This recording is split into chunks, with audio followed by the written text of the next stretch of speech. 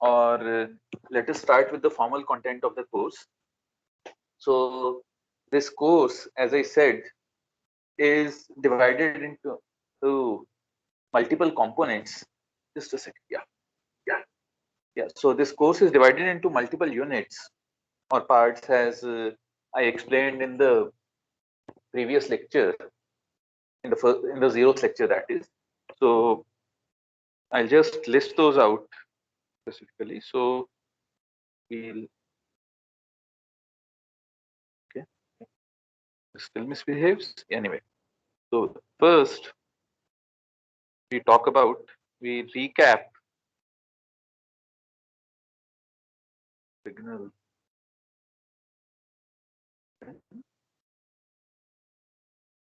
Here we will talk about some properties of the Fourier transform, and we'll discuss certain aspects of signals that weren't covered previously in greater detail. Then we'll turn our clock back to 1900 as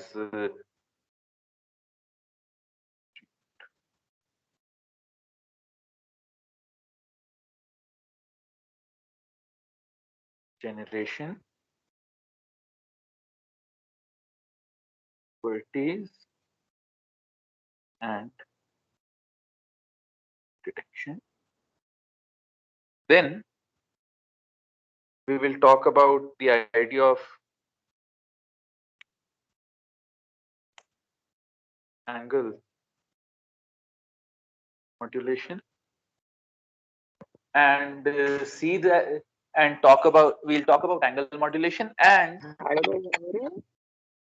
sorry, did someone ask anything? No. Okay. We'll talk about angle modulation and look at its special cases. Those are phase modulation and frequency modulation. Again, generation, properties, some spectral analysis, and how do we demodulate this. Following this, we will revisit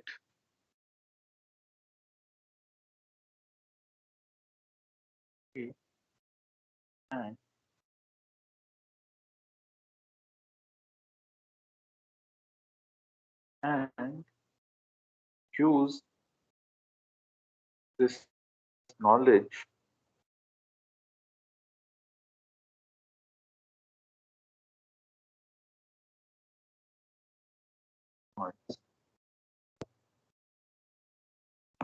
we will then see how noise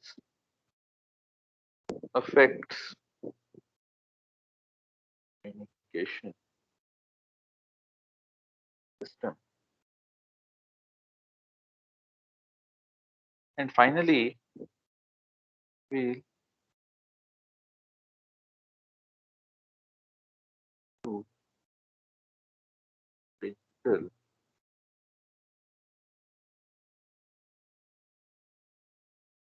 which for the ECE people is a full semester course in the winter semester.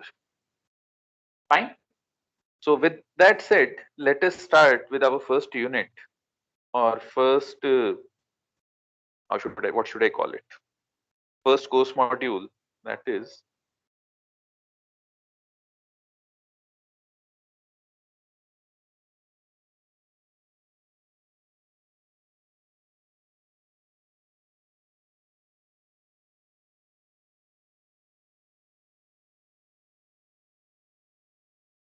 recap of signals.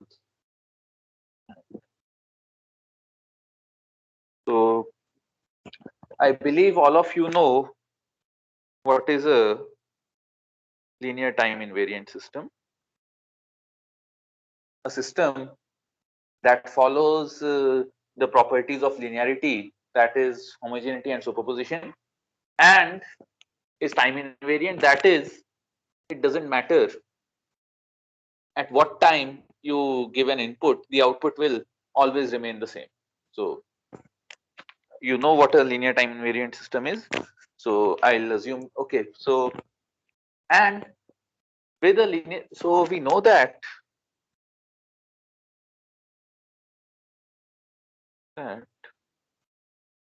for an LTI system,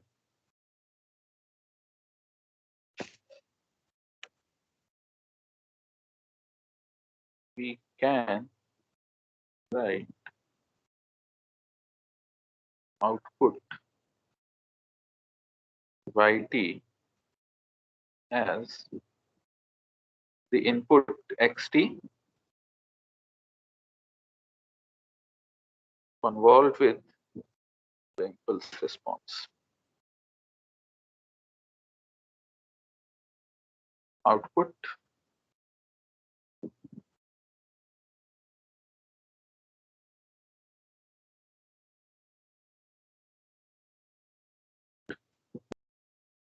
signal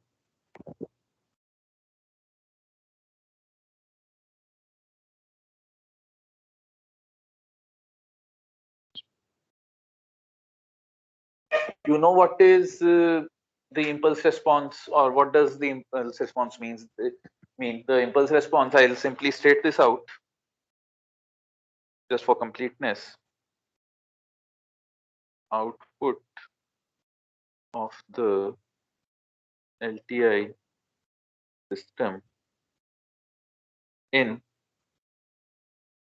question when the input to it is an impulse. Fine. That said, so this is the response of an LTI system to any input, or this is how we calculate the response of an LTI system to an input. We have derived this convolution property in detail in your signal and systems course. I won't be redoing that, but there's an important property of these LTI systems that we will look at before we continue, and that property is the complex, or rather I would put a star over here, complex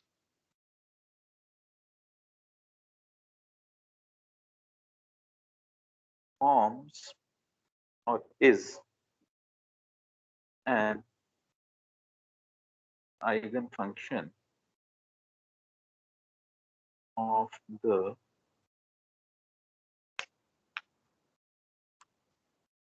convolution operator, hence of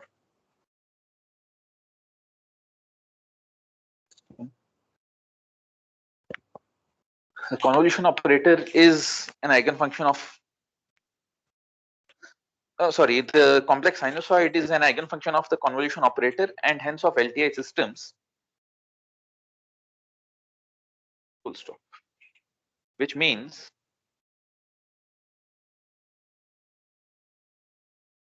so can anyone tell me before I continue what is an eigenfunction, or eigenvectors? You have done these things in matrices or your linear algebra course.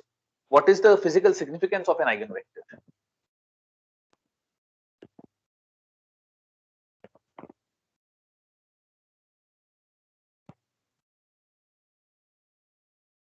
Guys, there's 120. Eigenvectors, when multiplied with a matrix, are result of a scalar product of its vector eigen. Eigenvectors, when multiplied with a matrix, are Scalar product of the eigenvector. The scalar product is dependent upon the matrix. Yes, yeah, scalar product. So I'll put your, I'll paraphrase your definition better, that when I say that I have an eigenvector of a matrix, that have an eigenvector matrix A, then x, eigenvector x of a matrix A, then Ax equals lambda x. This is what you wanted to say, Pawan, right? Yes, sir. Yeah. So this means that, or you might also remember from your linear algebra course that multiplication with a matrix is called a linear transformation, right? Yes, You sir. remember that? Yeah. And multiplication also, you might remember that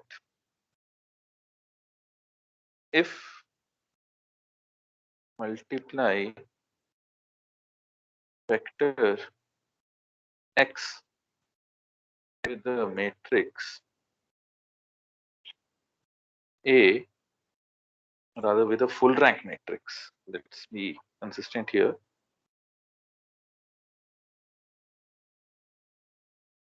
If you don't know what a full rank matrix is, don't bother. With a full rank matrix A, then 2 10 y, then y is essentially the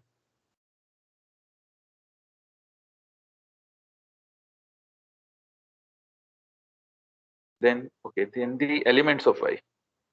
The elements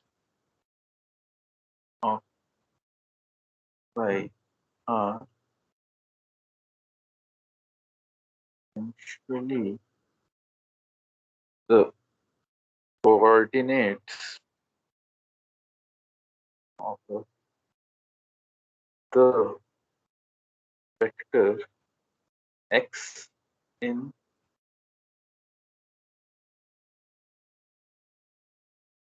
system whose axes are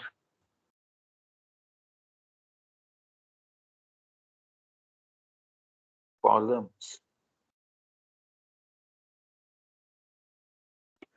right? You agree with this, Pavan? Yes, sir. Oh, sorry, uh, Navya.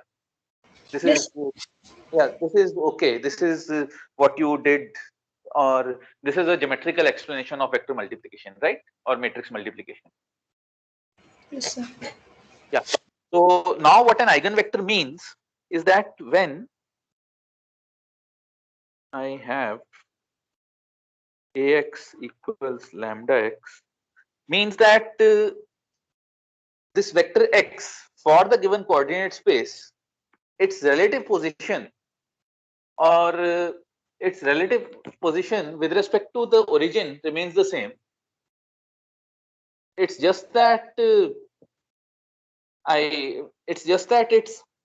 might be scaled, but its spatial position otherwise, or the angles, remain the same, or the unit vector pointing towards this will still point in the same direction.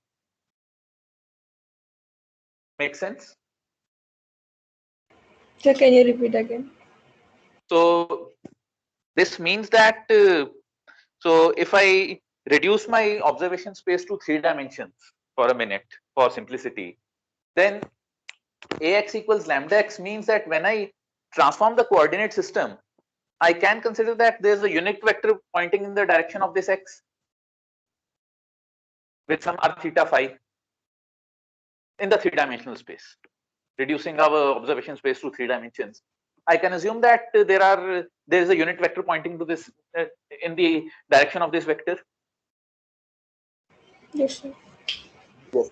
So if there is a unit vector pointing in the direction of this vector x, then when I multiply or when I change the coordinate system from the XYZ axis or from the when I change the coordinate system from the identity matrix to A, then the unit vector towards this or the unit vector pointing towards this will also change.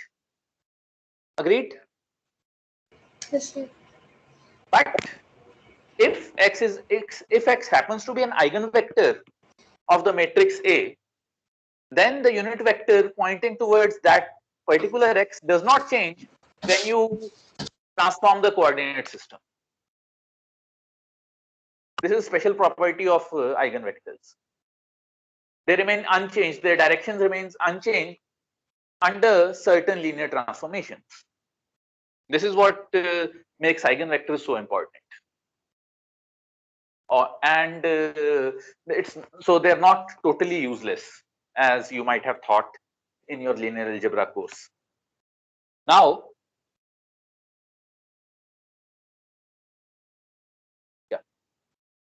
now coming back to the problem of eigenfunctions, we see that we'll maybe in the middle of this course we'll in the digital communications course we'll show that functions are a general class of vectors, but for now see the Fourier transform is a transformation like this or like this matrix multiplication transforms a vector into another vector. The Fourier transform and convolution and many such integral and differentiation operations transform actually multiple operations involving differentiation, integration, calculus operations. I can dump them down. So these operators or operations transform one function to another function, right? Agreed?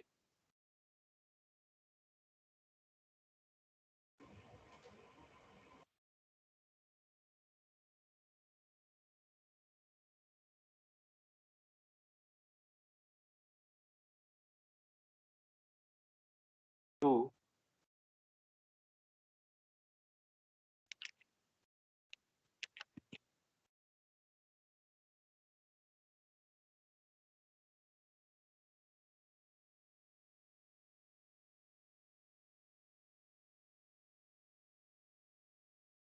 This is the differentiation operator.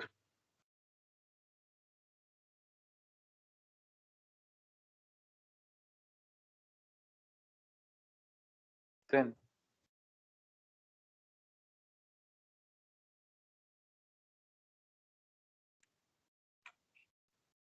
fine. This is an operator that transforms a function to another function. Yes, sir. So, and say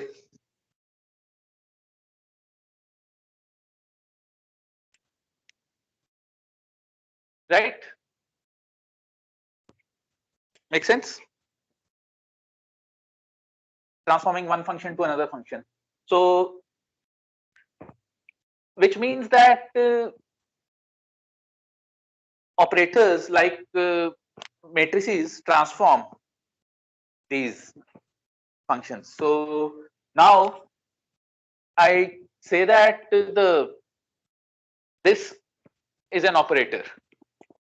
Can anyone tell me what will be the eigenfunction of the differentiation operator?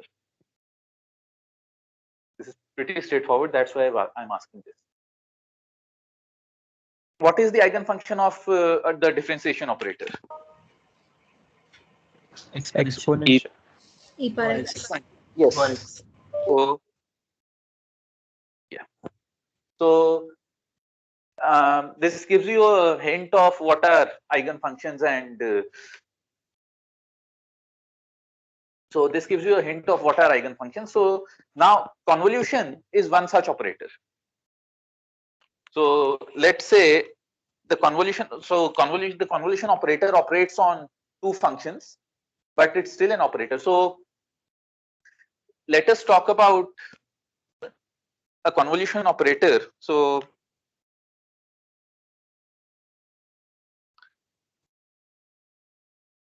Yes, the convolution operator basically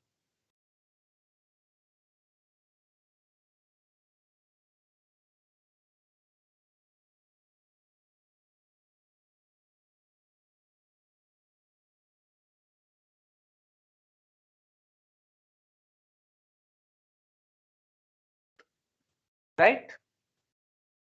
This is the convolution operator. So now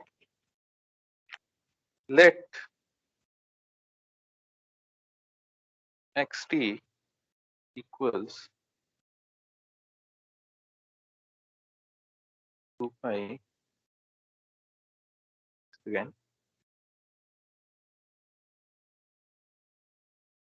Let xt equal e to the power j 2 pi f naught t.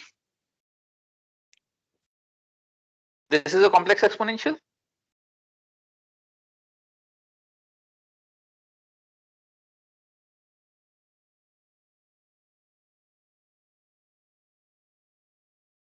So with this yt equals minus infinity to infinity h tau j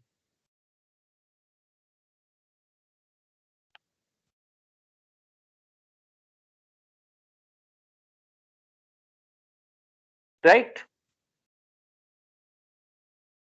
equals rather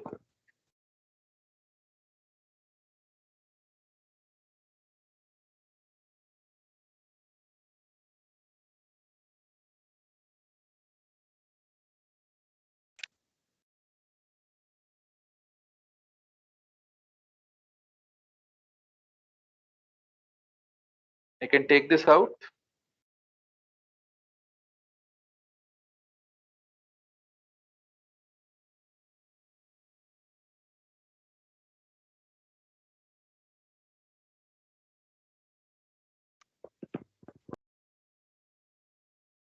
Right.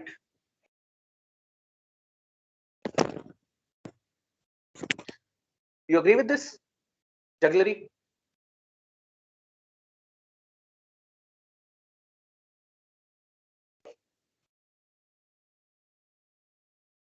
Guys, you agree with this, whatever is done here? Yes, sir. Sir, Yes, sir. actually, there's a lag between what we are writing and what we are seeing. Sir. Oh, I'm sorry. Lot of lag. Oh, I'm sorry. Actually, what I'm doing today is I'm projecting it on my. I am projecting Teams on my television screen parallelly and seeing if it works. Uh, so maybe the inter-institute lag is less. But yeah, I don't know. Teams is messy. So maybe I'll be out of quarantine in another couple of days. Hopefully I test negative. And then I'll be able to go to my office and there the speeds will be better. Anyway, coming back. So this I believe you agree with. So now this I can write as xt times this. This will be a constant.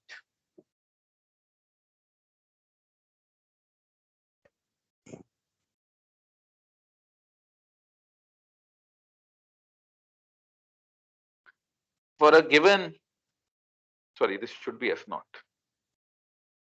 This should be f naught. This should be f naught. This should be f. For a given f naught,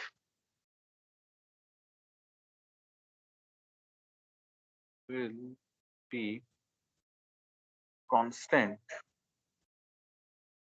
for a given f naught. And from your signal and systems course, you already know that this is the Fourier transform of ht or the system impulse response. This is the Fourier transform of the simple impulse response known as the transfer function of the system. and this. So basically, what this tells me is that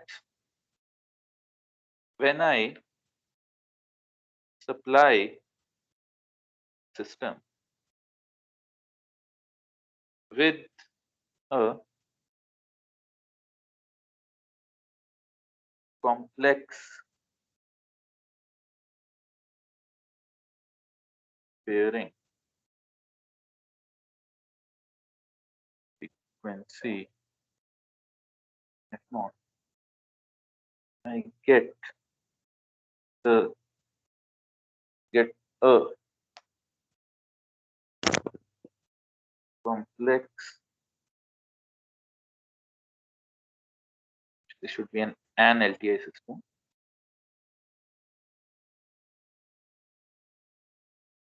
Right, sorry. With the same frequency back multiplying by a scaling factor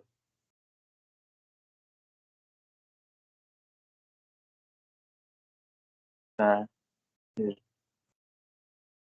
purely function of the frequency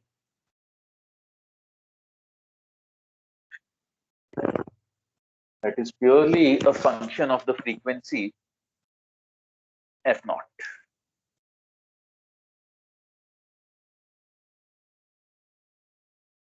Fine. So this means that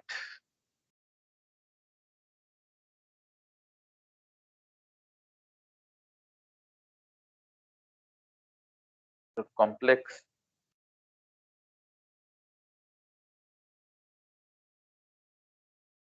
is an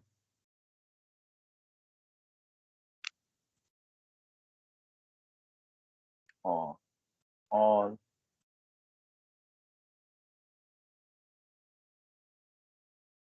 and we will be happy to analyze the performance of LTI systems in terms of their frequency response. And that is why the Fourier transforms are so important. So this is why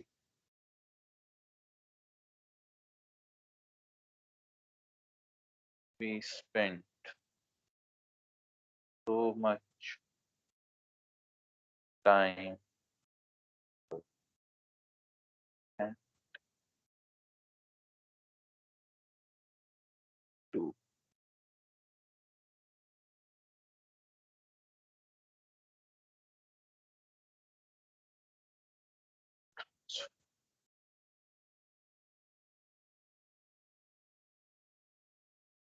fine. So this logic is clear now.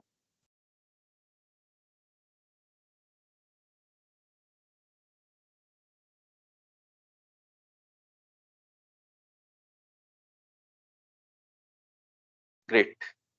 I believe it is. So let's move forward.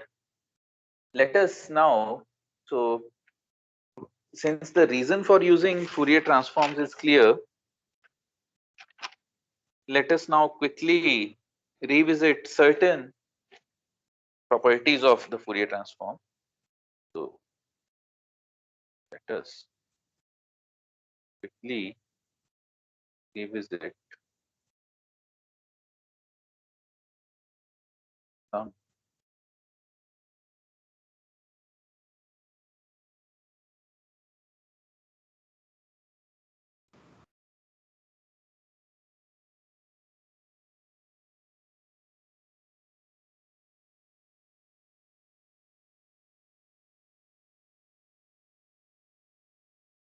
the Fourier transform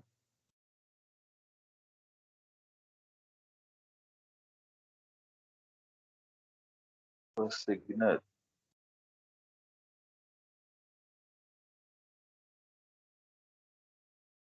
that satisfies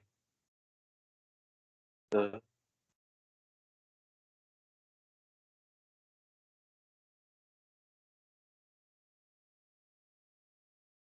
condition,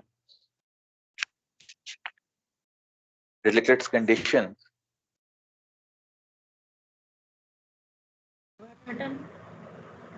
Sorry? Mansi, you want to? I'm sorry, sir. Yeah, okay. Satisfies the Dirichlet's conditions can be as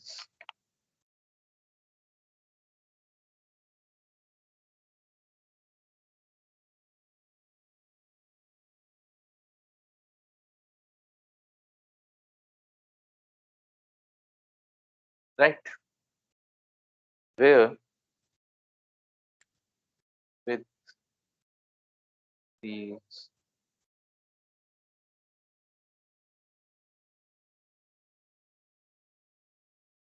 one, just let me, yeah, GT must be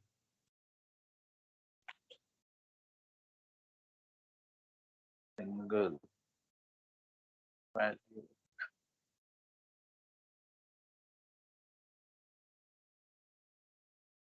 with a finite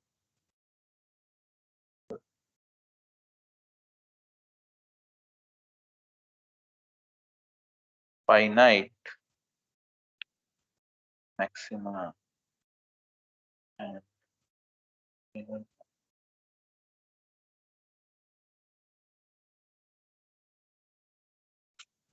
each finite and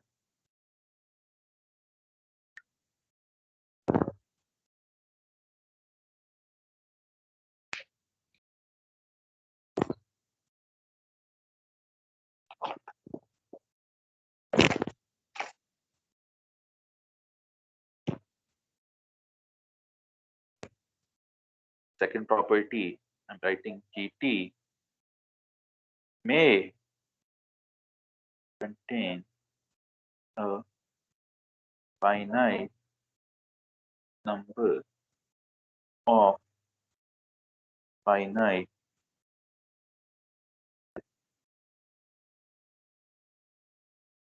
it may contain a finite number of finite discontinuities. 3,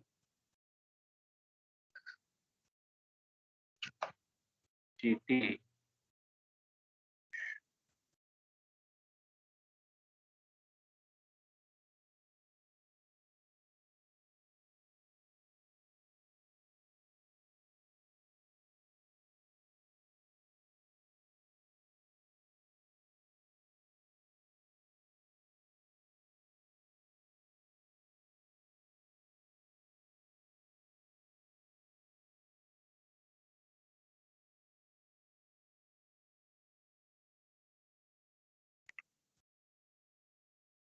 fine. These are the Dirichlet's conditions, and this means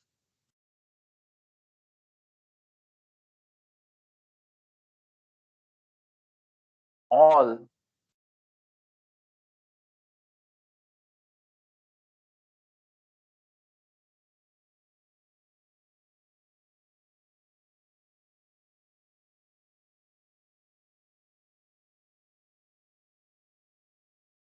agreed, all energy signals are Fourier transformed. Can anyone tell me what are energy signals?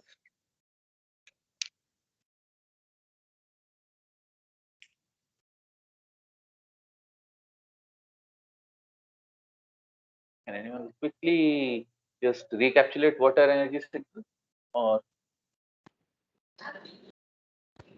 Energy of a signal over its period, over the whole entire range is finite. Yes. and power is Corresponding a power. finite value. No, power. So the way we define power. So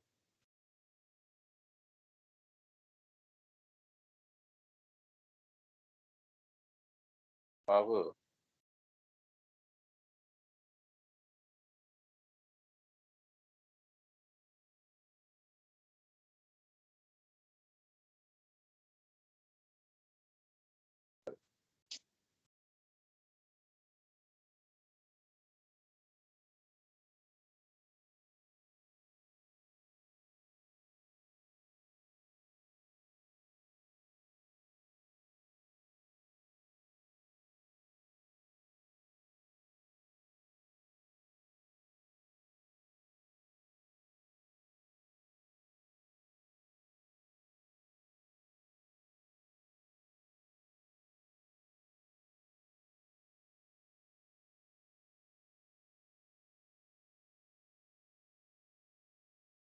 Right. So this is how you define power. Yes, sir. Power should be 0. Yeah. So this is fine. So all energy signals are Fourier transformable automatically, and we will also show that. I don't know whether you did this in the signals and systems course or not, but we will do this here. That also periodic signals that are not finite signals are also here.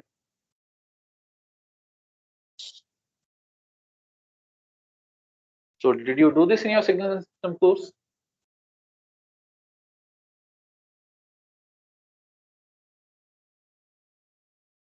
or not? Anyway, so some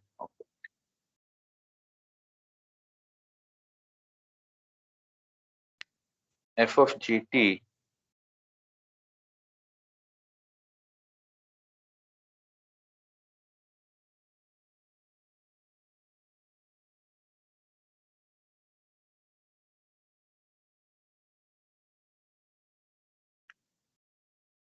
so I define this here.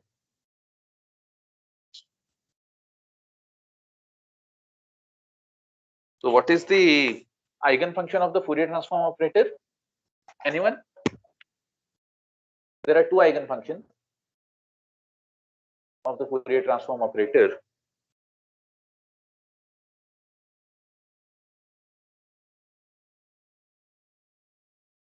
One of those is trivial, one of those is non-trivial. Name one eigen function of the Fourier transform operator. Anyone?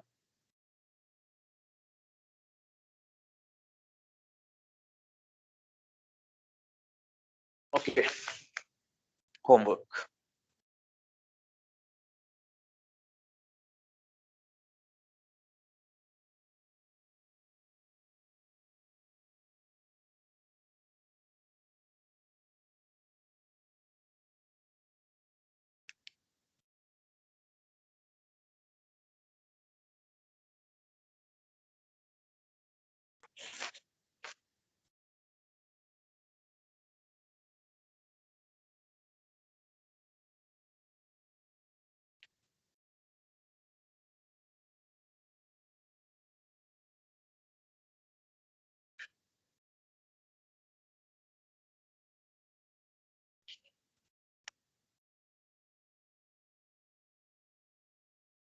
So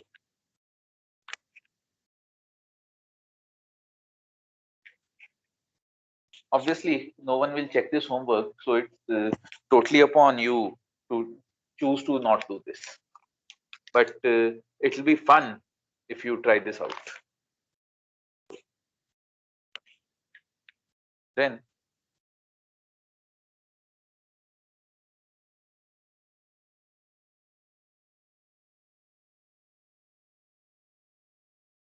dt.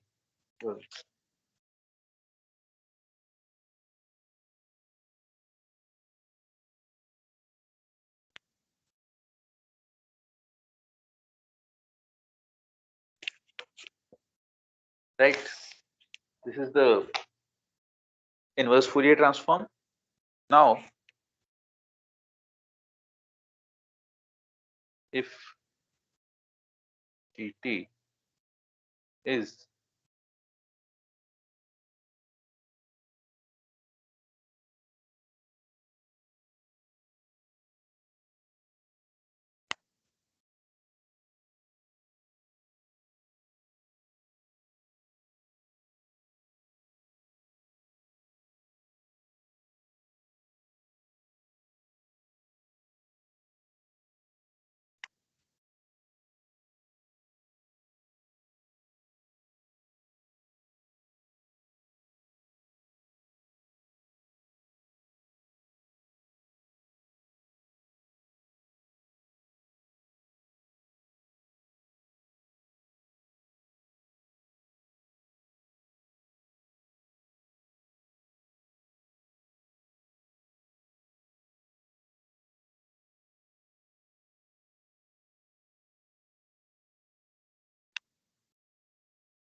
right,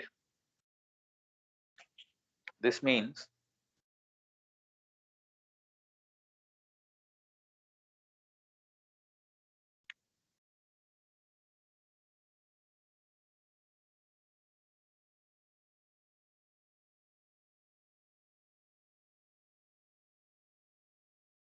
right.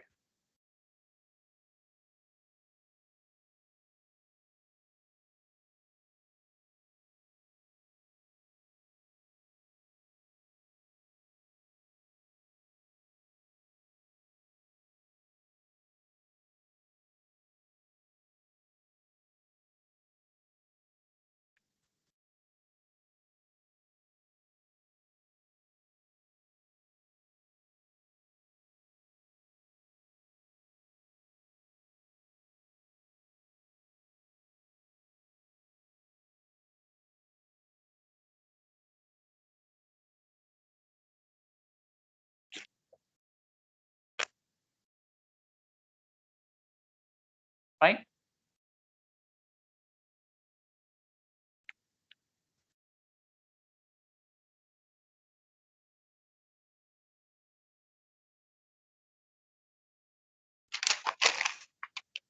Fine. Similarly, there is the linearity property of the Fourier transform.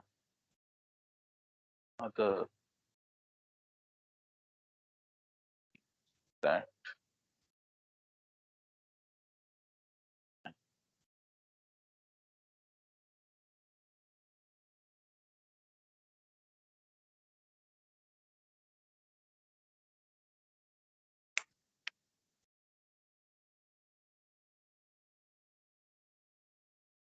you've done all of these in the signaling systems course, then that's why I'm just running through these.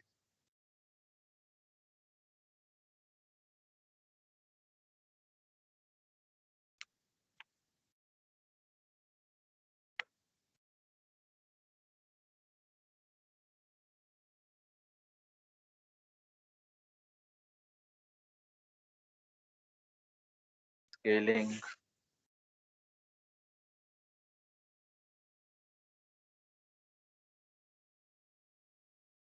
So,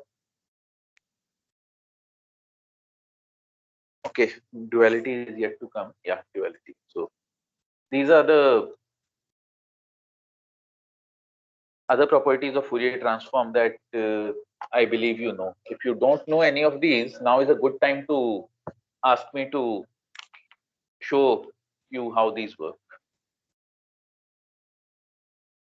You're comfortable with all these properties of the Fourier transform?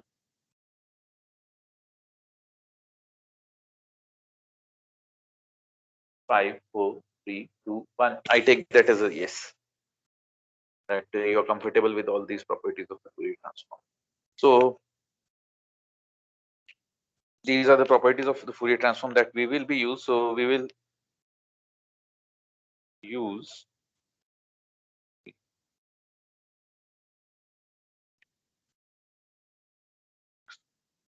save the first half.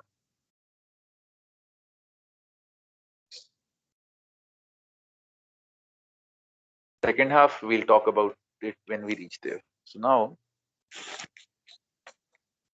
next thing that I want to revisit from your signal and systems course is delta.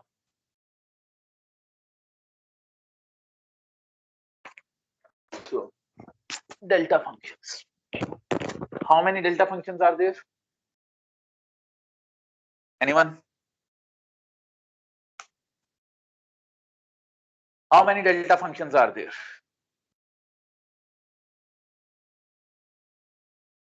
Come on.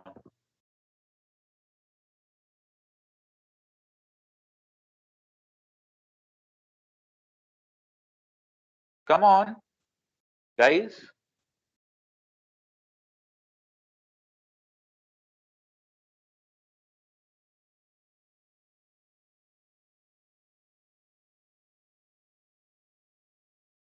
This is a finite, nice finite number. That's why I'm asking this as a question.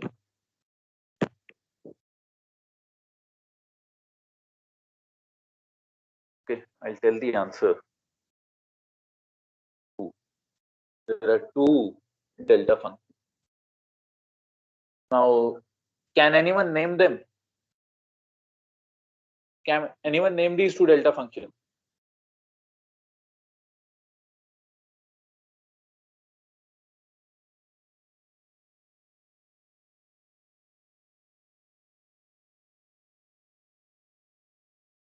Maybe one of them is impulse. I'm not sure. You are right. So both of these are called the impulse actually. Sir, one of them is Dirac delta function. Yeah.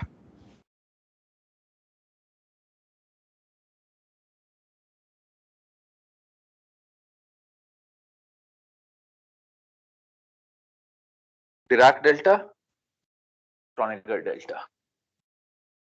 So the Kronecker delta is the easier one. So I'll just write it out first. So Kronecker delta is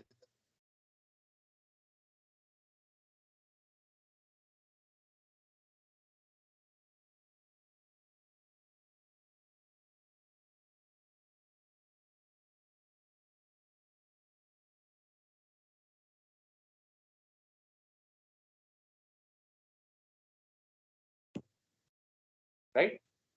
This is a Kronecker delta. You have come across this in the signal and systems course. Maybe you didn't know its name. Yes, sir. We didn't know the name. Oh, yeah. So this is called the Kronecker delta. The Dirac delta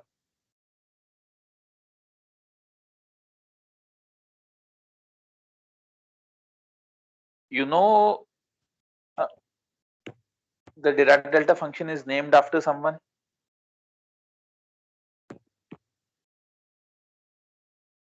Paul Dirac.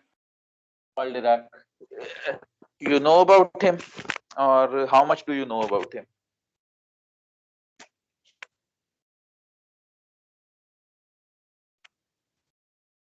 Shripuram? I don't know much, sir. I Okay. don't know. He was an electrical engineer. So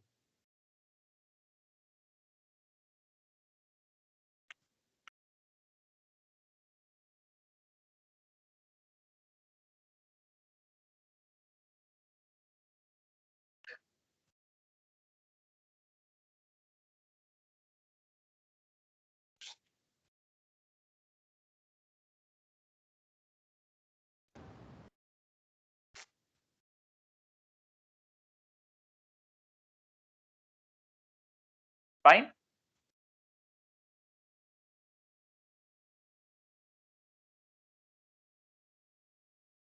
This is fine.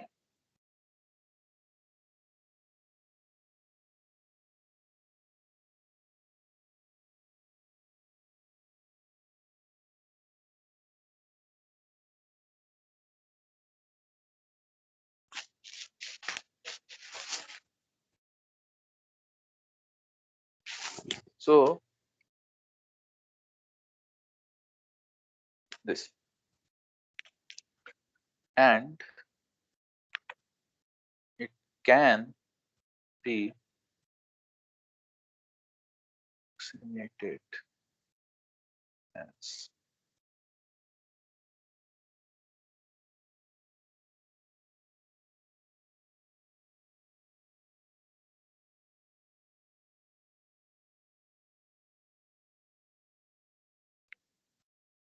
there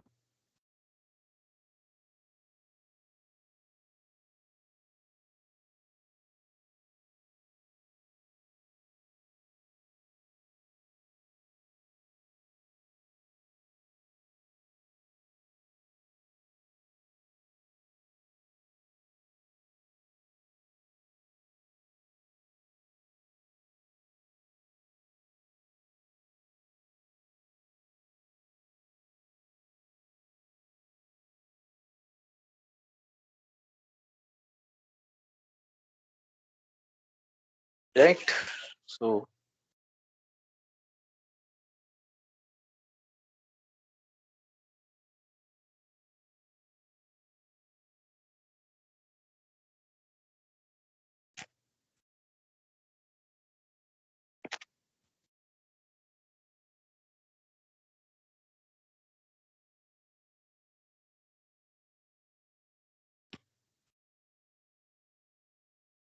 why isn't it showing the scale?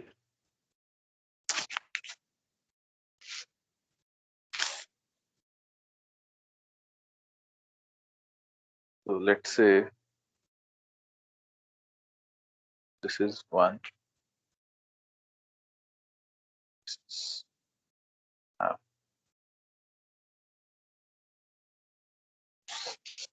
1.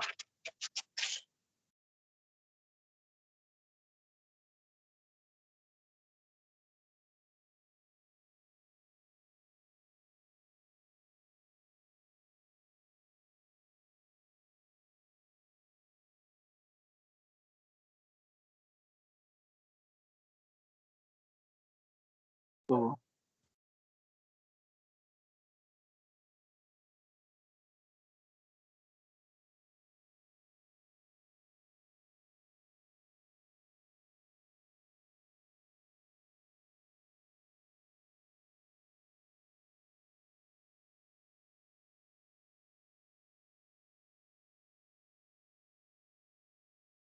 now it's showing.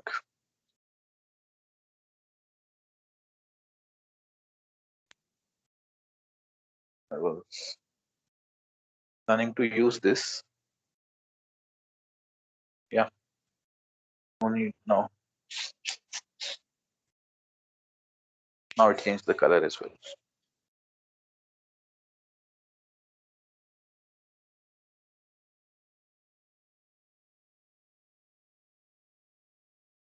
Sorry.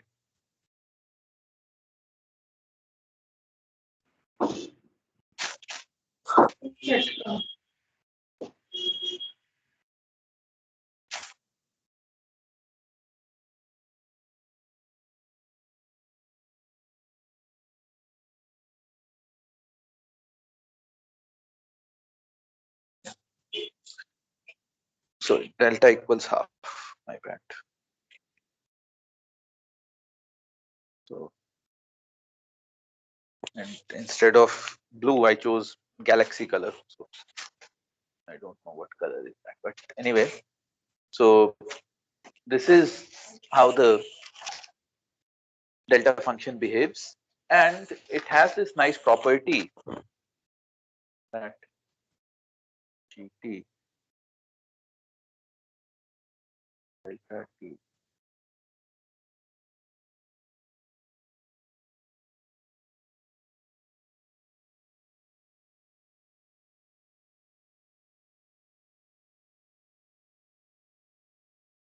has this nice property, and consequently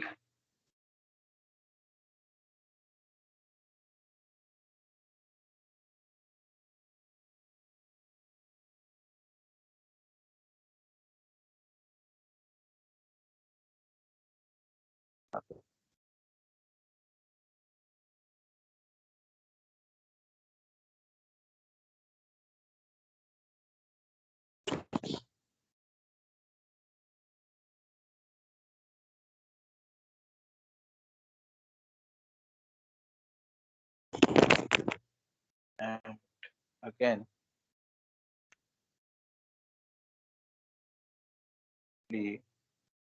using the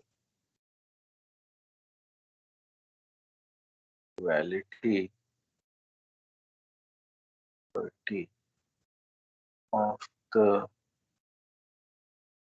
Fourier transform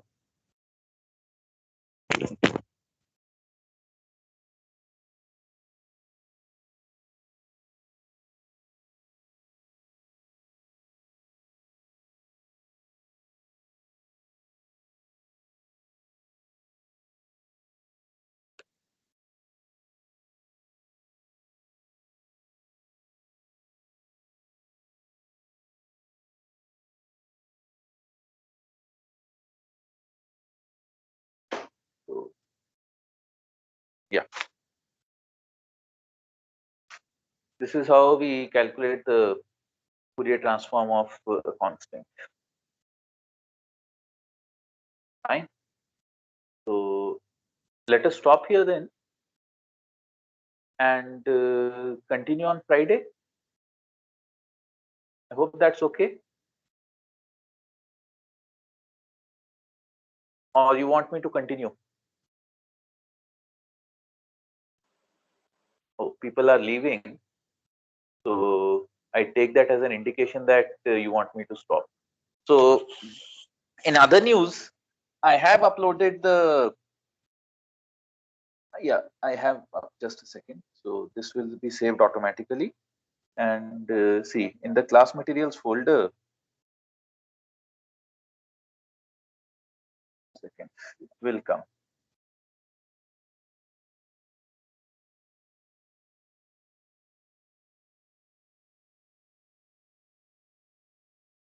So in your class materials folder, you have this file called assignment allocation list. This is an Excel sheet, and this contains who gets what lecture to transcribe and who gets a project based on what lecture. So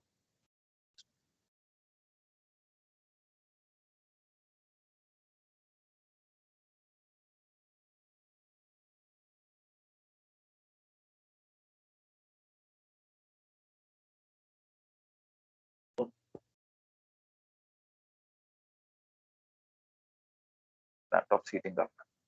Anyway, yeah, you can see this file, this Excel sheet, that Abbas, for example, gets lecture 3 and coding for lecture 42.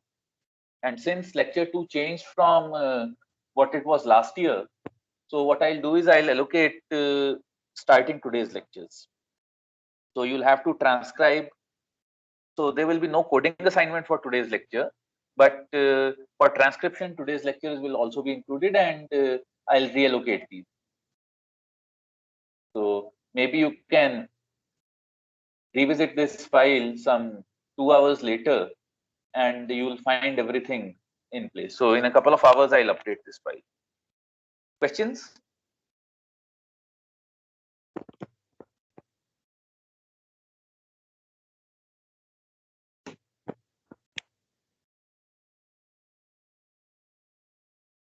So where can we find that class notes, like what you have written till now?